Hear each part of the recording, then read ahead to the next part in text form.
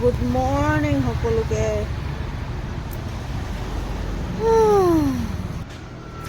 আজি আকৌ মোৰ ব্ৰাছ কৰিবলৈ কাৰণে কলগেট নাইকিয়া হ'ল। তাকে বোলো মই বেলেগ এটা উপায়েৰে ব্ৰাছ কৰোঁ বুলি ভাবিছোঁ আৰু তাকে দেখাম দেই, দেখাম আকৌ,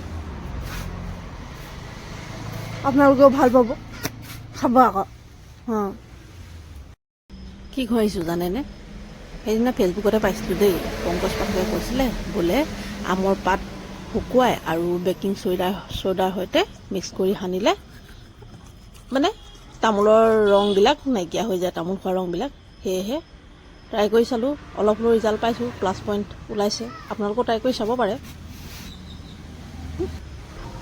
ডক্টৰৰ ওচৰত চাফা কৰোৱা প্ৰায় লাষ্ট বাৰহঁতি 13 বাৰো অধিক হ'ল।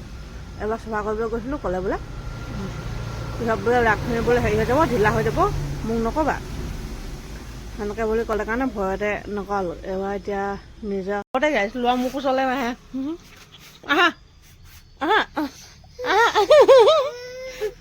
ল'ৰা মোৰ ওচৰলৈ নাহে, আহা আহা, শুই উঠিছে, ল'ৰা মোৰ ওচৰলৈ নাহে।